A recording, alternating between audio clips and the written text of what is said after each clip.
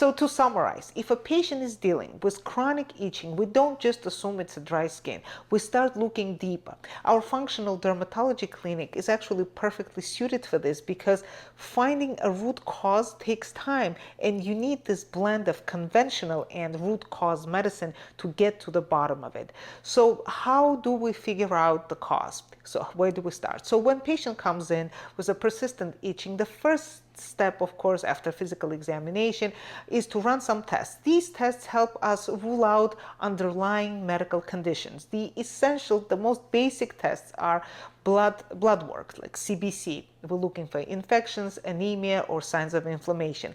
Liver and kidney function test. As we just discussed, some types of organ dysfunction can cause itching. Thyroid panel. Underactive or overactive thyroid can affect the skin. Other tests may include labs to rule out other infections like HIV, syphilis even, also more sophisticated tests to help detect lymphoma, multiple myeloma, and other cancers. If all these tests come back normal, but the itching persists, we may need to do skin biopsies, which we do for itching sometimes, imaging, or allergy testing. And that brings me to the most important point. How can you reduce the chronic itching without medication and steroids? Even if itching isn't caused by serious disease, it's still miserable. And here's what you can do, some measures to help.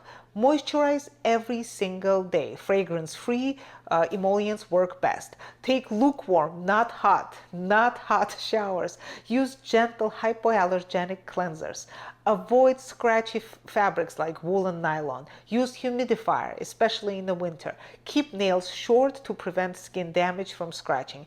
And so my final thoughts as to when should you see a doctor. If the itching lasts for weeks or months, gets worse at night, isn't relieved by moisturizers or home remedies, has no obvious cause like dry skin or allergies, it's time to get checked. It could be something simple or could be a sign of underlying medical problem.